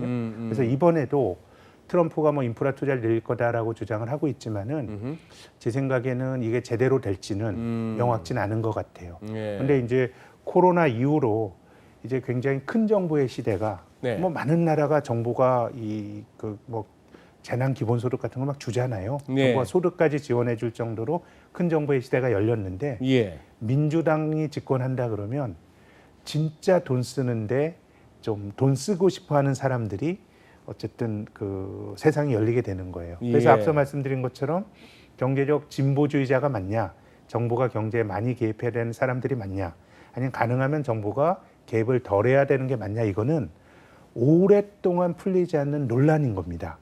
근데 코로나로 인해서 이게 무게중심이 확 기울어져 버린 거예요. 지금 뭐 한국도 우리가 그런 걸 보고 있는 거고요. 네. 근데 이제 미국의 민주당이 집권한다 그러면 정말 지금의 어쨌든 시장이 어려워진 상황에서 정부가 많은 걸 해야 되는 상황에서 재정 지출을 늘리고 싶어하는 정파가 집권한다 그러면 이거 뭐 좋다 나쁘다 이런 말씀드린 건 아니고 정말 시원하게 쓸 것 같아요. 그래서 제가 대선 이후에 조금 이제 관심 있게 보는 거는 재정 적자입니다. 바이든이 됐을 때. 예. 이제 앞서서 제가 이제 미국의 민주당은 큰 정부를 주장을 하고 그들은 증세를 선호한다고 말씀드렸거든요. 네. 그래서 바이든도 증세하겠다고 공약합니다. 네. 트럼프가 감세를 해줬던 걸 되돌리겠다고 합니다. 예. 트럼프 감세는 경제적 보수주의의 철학에 맞는 거예요. 왜 정부가 세금 걸어서 해? 세금 깎아줘서 오히려 민간이 하는 게 더 낫다라고 하는 시장 원리주의적인 경제적 보수주의 철학에 맞게 트럼프가 감세를 했는데 지금 이제 바이든 걸 되돌리겠다는 거거든요. 근데 증세를 조금 하더라도 정부가 돈 쓸 계획이 너무 많아가지고 재정 적자는 굉장히 확대가 될 가능성이 높고요. 그래서 저는 미국 대선 이후로 미국의 금리가 어떻게 될지가 매우 궁금합니다. 저도. 예. 뭐 많은 분들이 그쪽에 상당히 관심이 네, 가죠. 재정이 나빠지게 되면 미국 정부에 돈 빌려주는 채권자 입장에서는 미국 네. 더 높은 금리를 요구하게 되거든요. 네. 2016년에 이제 트럼프가 당선된 이후에도 미국 금리가 꽤 올라갔습니다. 예. 이제 그 당시 스토리는 트럼프가 뭐 재정 지출을 늘리겠다 이런 얘기도 했었지만 대규모 감세를 해주겠다고 주장했거든요. 세금 깎아주네, 그럼 재정 적자 늘어나겠네, 더 높은 이자율을 받아야겠다는 게 금리 급등이었거든요. 네. 그래서 저는 물론 이제 시장에서 이런 생각을 하는 것 같아요. 지금 이제 모든 대부분의 이제 선진국 발전된 자본주의 국가는 이자율이 올라가면 경제가 그냥 리셋이 되는 구조입니다. 부채가 너무 많잖아요, 그렇죠? 특히 이제 공공부채가 많아가지고 금리가 높아지게 되면 국민들에게 세금 받아서 재정을 채권자들 이자 주는 대로 다 써야 되니까 그래서 중앙은행이 저금리를 유지할 거고 이 항구적인 저금리를 만들 거다라고 하는 기대감이나 논리가 뭐 현대 화폐 이론이란 걸로 결국 네. 나온 건데요. 네. 그래서 저는 뭐 장기적으로 금리가 구조적으로 올라갈 거냐? 그러면은 이 시스템 자체가 휘청거리니까 어떻게든 막을 거다라는 생각은 드는데 그러면 그렇다고 하더라도 금리나 환율이나 이런 어떤 그 어떤 재화의 가격이 자산의 가격이 일방향으로 움직이는 건 아니고 구조적으로 떨어지다 중간에 튀기도 하고 이런 과정들이 반복이 되는 거거든요. 네. 그래서 저는 시장이 중앙은행의 힘을 너무 믿는 것 같고요. 네. 우리가 투자의 세계나 미래를 전망하는데 안 가본 일에 대한 견해를 가질 수는 있는데 네. 기본적으로 이렇게 부채가 많고 또 여기서 정부가 재정 지출을 더 늘리겠다고 하는 상황은 우리가 경험해보지 못했던 일이거든요. 그래서 뭐 전체적으로 보면 중앙은행이 금리 올라가는 걸 말 거란 기대가 크긴 한데 이 안 가본 길에 대해서 너무 확신을 가지는 것도 저는 리스크라고 생각이 되고요. 또 다른 측면에서 생각을 해보면 저는 일본이 이미 지금 많은 선진국보다 앞선 길을 갔다고 봅니다.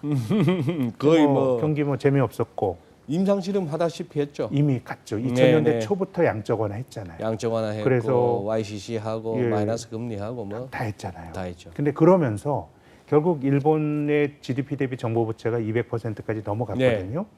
그래서 결국 저금리를 인위적으로 유지하고 하면서 그렇게 갔는데 중간중간 가는 과정에서도 일본은 증세를 했습니다. 소비세 인상했잖아요. 네, 예, 예. 정치적으로 굉장히 네. 부담이 되는 일인데 그렇기 때문에 저는 증세가 없이 이게 뭔가 재정 건전성이 개선되고 이런 것은 기본적으로 저는 다 거짓말이라고 생각합니다.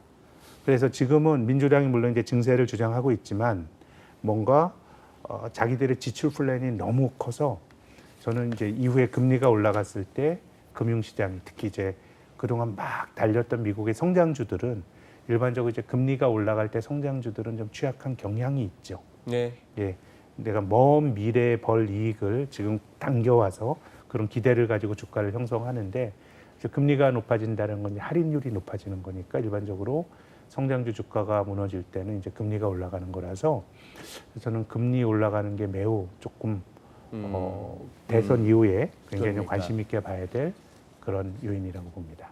우리 같이 이런 걸 업으로 삼는 월가나 여의도나 할 것 없이 애널리스트, 뭐 전략가 이런 쪽하고 거기다가 그런 것 갖다가 보도하기도 하고 이끌어가기도 하는 언론에 이르기까지 시장 매체에 이르기까지 저도 예전에 많이 느꼈던 것은 너희들 왜 이제 와서 그 얘기하니 싶을 때가 한두 번이 아니잖아요. 즉 여기저기 잠복해 있는 어떤 위기 요인, 불안 요인 이런 걸 갖다가 장이 이렇게 잘 갈 때는 그걸 언급해 갖고는 주목도 못 받을 뿐더러 좀 뜬금없어 보이는데 그러다 이제 꺾어지고 나면은 갑자기 사후적으로 막 나옵니다. 이거는 이미 예견되어 있었던 거야. 그게 저 같은 경우는 지금 센터장님하고 저하고 뭐 거의 같은 생각을 하고 있는 것 같은데 이른바 중앙은행들의 정책금리, 기준금리는 금리 인상은 안 하기로 약속을 했어요. 그죠? 네. 어지간히 인플레이션이 나와도 금리는 안 올릴게. 그러면 금리 인상은 없겠지만 금리 인상을 안 한다고 해서 정책적으로 금리 인상을 안 한다고 해서 시장에서의 금리 상승마저 없다라고는 우리가 장담 못 하잖아요. 네, 지금 사실 이제 그 코로나 이후로 이제 주가라든가 뭐 자산 시장은 많이 정상화됐죠. 예. 그게 어떻게 보면 거의 정책의 힘인 것 같아요. 그렇죠. 그래서 저는 뭐 우리가 앞으로 그 투자하는 데 있어서도 정책을 잘 읽어야 된다고 생각을 하고 또 중앙은행의 의지나 이런 것들 우리가 우선적인 고려 요인이 충분히 뭐 돼야 된다고 생각은 드는데 요즘의 논의를 보면 시장이 가진 야성이라고 하는 게 예. 모든 계획으로 다 될 수 있다라고 하는 믿음이 너무 강한 것 같아요. 계획으로. 그러니까 시장이라고 말씀드린 것처럼 너무 많이 떨어지게 되면 올라가고 뭐 금리도 마찬가지고 뭐 주가도 마찬가지고 이를테면 이제 뭐 그런 거죠. 뭐 구조적으로 금리가 안 떨어진다고 믿음 갖는다고 하더라도 투자하는 입장 그럼 금리가 어디까지 떨어질 건데 미국이 성장률이 마이너스 하는 것도 아닌데 그럼 뭐 제로로 가고 마이너스로 갈 거예요? 그건 아니거든요. 그렇게 본다 그러면 금리라고 하는 게 아까 말씀드린 아주 큰 사이클에서는 안 오르거나 떨어지는 사이클일 수도 있는데 이미 그 운동이 코로나 팬데믹으로 굉장히 많이 진행이 됐고 네. 그렇다면 일시적인 반동이라고 하는 거는 가격 자체의 복원력이라고 하는 거는 저는 뭐 어떤 자산이든 가지고 있는 속성인 것 같아요. 그렇게 된다 그러면 재정 적자라든가 이런 것들이 하나의 어떤 그 계기나 트리거가 될 여지는 있다라고 생각이 되고요. 네. ESG 투자나 이런 것들이 조금 뜬금없이 들릴 수도 있는데 ESG? 예, ESG가 이제 사회 책임 투자 뭐 이런 거죠. E가 이제 엔바이러먼트 환경이고요. 예. S가 소셜 사회고 소셜. G가 거버넌스 지배구조거든요. 음. 근데 저는 자본주의 후퇴의 산물이라고 봐요. 어떤 의미냐면요. 뭐 이제 ESG 이런 사회 책임 투자나 여기에 대해서는 좀 뭐 특히 학계 같은 데도 연구가 많고 또 이제 유럽 같은 데서는 굉장히 시장에서도 지식이 많이 쌓여 있는데 뭐 저의 소견으로는 이제 뭐 문헌 연구를 보고 그러면 이 사회 책임 투자가 꼭 그 사회적으로 훌륭을 하는 일을 하는 기업이 주가의 성과가 좋다는 인과관계는 설명되지 않아요. 네. 그 저는 뭐 제가 투자하는 데 있어서도 뭐 삼성전자 같은 우량주를 사서 손해 보는 것보다 잡주를 사서라도 돈 버는 게 전 옳다고 봐요. 그래도 물론 이제 우리가 그런 식의 투자를 했을 땐 장기적으로 결국은 돈을 벌 확률이 낮기 때문에 권고하지 않는 거죠. 네. 자, 제가 드리고 싶은 건 뭐냐면요. 지금 이제 민주당이 돼서 정부의 역할이 커질 것 같고 네.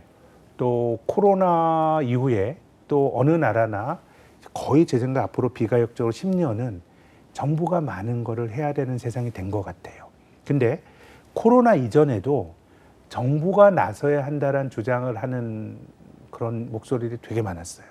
특히 IMF 같은 데서도 왜 저기 정부가 재정 지출 한국같이 늘릴 수 있는 여력이 내는 많이 늘려라 이런 얘기를 했는데 그 정신은 뭐냐면은 저는 지금 우리가 경험하고 있는 여러 가지 세상에 어떤 약간의 원형이나 원조는 2008년 글로벌 금융위기 때였다고 봐요. 금리도 낮아졌고 또 시장의 논리도 완전히 후퇴했죠.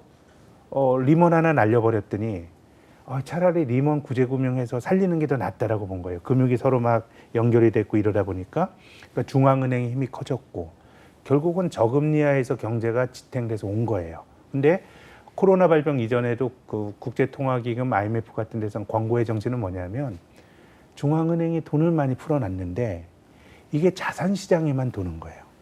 우리가 2008년도 그 금융위기가 났을 때요. 정확진 않으나 한국의 GDP가 한 1,200조 원 정도 됐던 것 같아요. M2라고 하는 총통화 한 1,300조 됐던 것 같아요. 그러니까 사실 그 실물 경제가 커가는 것만큼 비슷하게 돈이 풀리는 게 우리의 직관에 맞는데 그 10년 동안 어떤 일이 벌어졌냐면 명목 GDP는 1,900조인데 풀린 돈은 3,000조 가까이 됐어요. 그러니까 돈이 많이 풀린 거예요, 실물보다. 그럼 그 돈이 어디로 갔냐면 전부 자산시장으로 갔고. 그래서 특히 집값이 3배, 4배 되고. 예, 또 주식이 좋았고. 영국 같은 데는 주식은 조금 올랐지만 집값이 많이 올랐고. 미국은 주가가 많이 올랐고. 근데 실물 경제는 굉장히 정체가 되다 보니까 IMF 같은 데서 권고했던 것도 뭐냐면 야, 금리를 낮게 해서 너네들 경제 주체들이 알아서 했더니 그 돈이 실물로 가는 게 아니라 전부 다 그 자산 시장으로만 간 거예요. 근데 자산 가격이 올라가게 되면 이건 불평등이 커질 수밖에 없습니다. 왜냐하면 자산은 있는 사람이 하는 거거든요. 내가 돈이 있어야 투자하는 거 아닙니까? 그래서 자산 가격 상승이 불평등을 키운다라고 하는 지적이 굉장히 많은데요. 그래서 이제 IMF 같은 데서도 그럼 이제 시장에 맡겨두지 말고 정부가 필요한데 직접 돈을 쓰라라는 게 IMF의 권고의 정신이었다고 봅니다. 그러니까 시장의 자원 배분 기능이 적어도 실물과 자산 시장을 놓고 보면 제대로 작동 안 한다는 거예요. 계속 자산 시장 쪽으로 가니까. 근데 코로나가 터지다 보니까 이제는 정부의 역할이 확 더 커져 버려 가지고 이제는 이제 정부가 많은 걸 하는 시대가 된 것 같습니다. 자, 그러면은요. 정부가 뭘 할까요? 정부 할 수 있는 게 있어야 되잖아요. 정부는 자본주의 시장에서 경쟁하면서 돈을 버는 주체가 아니라 인프라를 만들어주고 그 인프라 기반화해서 민간이 경쟁하게 만드는 게 정부의 역할이거든요. 자, 그럼 정부가 할 수 있는 인프라는 우리가 아는 물리적 인프라가 정부가 하는 일의 핵심입니다. 도시화. 도시를 만들면서 도로를 닦고 건물을 짓고 이런 게 일종의 정부가 많은 일을 할 수 있는 거거든요. 그래서 도시화가 딱 끝나고 나면 정부가 할 수 있는 일이 없어요. 기본적으로. 그래서 일본 같은 경우가요. 우리가 일본에 여행 가고 그러면은 굉장히 그 전망 좋은 도시의 가장 높은 빌딩이 그날의 공공 건물인 경우가 많아요. 도쿄 도청사 아니면 삿포로 같은 데 가도 그 시청사인가요? 그게 전망대. 왜 그러냐면 할 게 없으니까 그냥 공공 건물을 부수고 지은 거예요.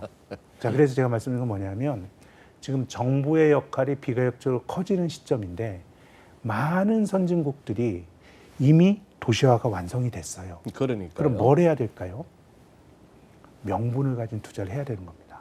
ESG나 아까 사회책임 투자. 사회책임 투자가 그 미국보다 유럽이 훨씬 활성화돼 있거든요. 저는 그게 유럽의 자본주의가 훨씬 더 먼저 재미없어졌기 때문이라고 봅니다. 재미가 없어졌기 때문에. 그래서 저는 앞으로 우리가 투자하실 때도 좀 눈여겨보셔야 될 게 정부가 뭔가 만드는 건데 저는 제가 지금까지 공부한 저의 결론으로는 투자하는 거는 나쁜 거 사서 버는 것도 힘든 일인데 그거 무슨 명분을 가지고 그걸 할 투자에 제한을 둘 수 없다는 게 제 생각인데 지난 10수년 동안 한국도 코스피가 연평균 1%밖에 못 올랐습니다. 벌써 재미없어진 거예요. 그렇게 된다 그러면 정부가 많은 일을 해야 되는 거고 명분을 만들 가능성이 있는 거죠. 그래서 저는 ESG가 정말 기업 가치를 높이느냐 여기에 대해서는 조심스럽지만 돈이 그런 쪽으로 가게 되면 새로운 길이 날 수도 있다라고 생각이 듭니다. 네. 그래서 뭔가 명분을 만들고 특히 이제 미국의 민주당의 경우도 뭐 그 시장은 완전하지 않고 정부가 개입을 해야 된다 그러면 정부가 기업처럼 돈 벌려고 경제에 개입하는 거 아니잖아요. 뭔가 명분 있는 투자를 하는 거고 또 미국 민주당도 그 그린 뉴딜을 말하고 우리나라도 그린 뉴딜에 대해서 얼마나 많은 논란이 있었습니까? 그게 저는 이 명분을 찾는 거는 민간이 못했기 때문에 정부가 나서는 거고 원래부터 금융위기 후 10년 동안 민간의 자원 배분 기능은 많이 좀 약화가 됐고 이걸 뭔가 이제 자산 시장 쪽으로만 가는 돈을 이제 실물로 돌리려고 하는 그런 시대적 요구가 있었던 거거든요. 그래서 뭔가 환경이라든가 이런 쪽이 조금 저는 앞으로는 기회가 될 수 있을 것 같고 만약에 바이든이 집권한다 그러면 이제 글로벌하게 미국의 그 빅테크 기업들의 약진이 각 나라의 짝퉁들을 다 같이 올라간 게 한 거 아니에요? 네. 비슷한 개념의 네. 종목들을 그런 개념들이 저는 뭐 예를 들어 환경이나 이런 데서 만들어질 수도 있다라고 생각하기 때문에 조금 이제 명분을 가진 사회 책임 투자나 환경에 대한 투자 이런 것들을 조금 너무 폄하해서는 안 될 것 같아요. 앞으로 한 5년, 10년 보면 또 거기서 굉장히 기회가 올 수 있는 또 투자의 기회가 열리지 않겠는가 이런 생각을 하고 있습니다. 오늘 센터장님 말씀 듣던 중에 제가 드는 생각을 몇 마디만 이렇게 나누자면은 저도 그렇게 보는 것이 2008년 금융위기 그 당시에 우리는 전대미문의 위기라는 그 표현에 대해서 아무도 토를 달지 않았어요. 그 모두가 싸하게 느꼈던 거죠. 야 이거는 이번 거는 크다. 근데 그때 이후로 사실 저는 아예 뭐 대놓고 그런 생각을 합니다. 말도 하고 어디 가면은 그때 자본주의는 죽었고 시장은 죽었다고 저는 말씀드리는데 그때 이후로 시장이란 데가 어떤 데인가 하면은 그냥 주인상에서 떨어지는 그 부스러기 먹는 개로 전락했다고까지 저는 말하고 싶어요. 그런 식으로까지 하고 싶고 그다음에 ESG 말씀을 하시면서 주시는 시사점은 저는 그거 같네요. ESG는 이제 뜨고 있습니다.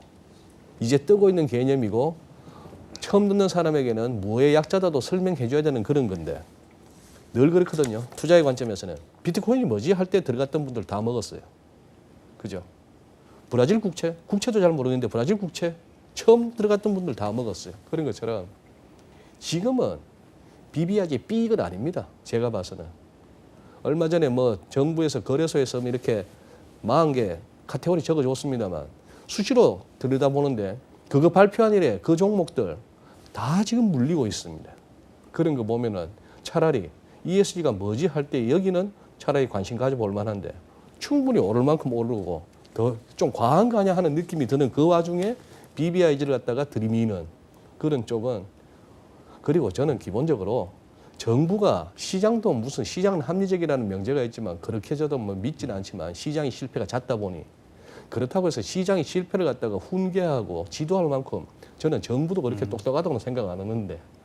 그러니까 이게 참 어떻게 보면 그러니까 제가 IMF가 이제 재정 지출 확대를 권고했던 것도 IMF가 원래는 시장 원리주의자들의 집단입니다. 정부하지 그러니까. 말고 우리 IMF 그 구제금융 받을 때 예. 그들이 우리에게 요구했던 가혹한 걸 보세요. 네. 한국의 자본주의는 정실 자본주의고 시장 논리를 하라 했던 예, 건데 예, 이제 그들마저도 이제 정부의 재정 지출을 권고했던 게 제 생각에는 관료들이 똑똑해서가 아니고 예. 너무 이제 시장에만 맡겨놓은 그 어떤 자원 배분 기능에 대한 그건 좀 명확하게 아니라고 본 건데 그래서 이제 크게 보면 이제 우리가 또 새로운 실험의 무대로 어떻게 뭐 관치 경제라 그러면 너무 과할지 모르겠습니다만은 그래서 일본의 사례를 많이 스터디를 해봐야 된다고 봐요.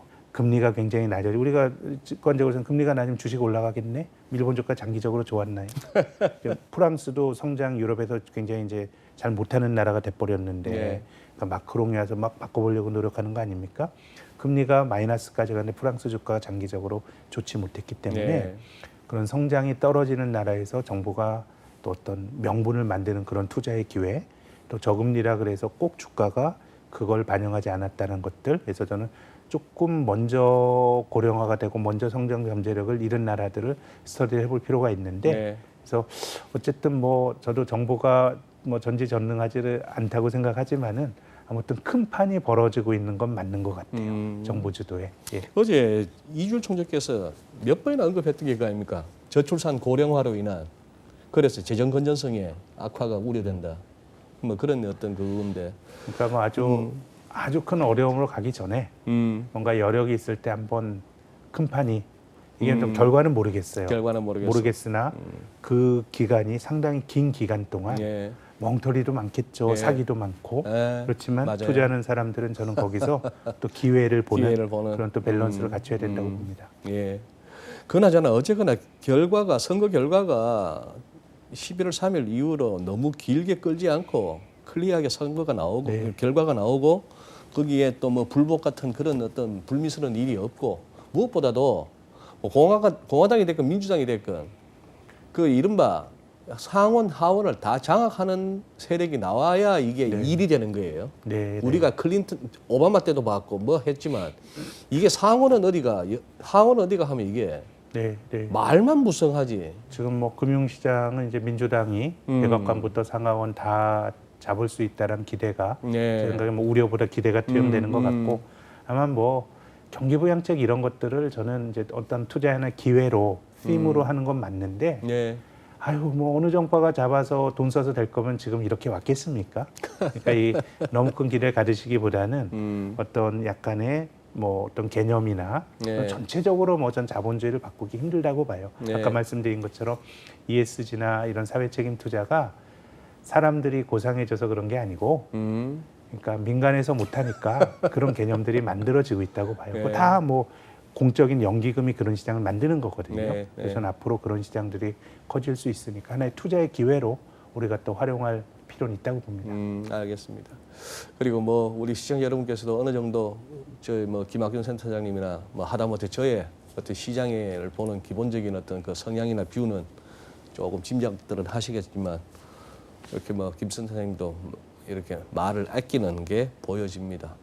다들 지금 블루웨이브 언론마다 그렇게 얘기하고 곧 재정부양책이 대규모 선거 끝나면 돈이 막 쏟아질 것 같고 한데도 불구하고 장이 조금 이렇게 못 가는 거, 에너지가 이렇게 현저히 떨어지는 모습을 보이는 거 이렇게 본다면은 항상 시장에서 너무나 당연시 되고 있는 그 명제들에 대해서 한번 의심하면서 가는 그런 것도 투자에서는 꼭 필요한 자세가 아닌가 싶습니다. 왜 못 갈 이유가 뭐 있지? 뭐 제일 큰 거는 그동안 너무 많이 왔는데 말이죠. 조금 이렇게 9월 달에 한번 이렇게 크게 흔들리고 나서 10월에 반등이 좀 믿음지가 못해서 한번 던져보는 말씀입니다.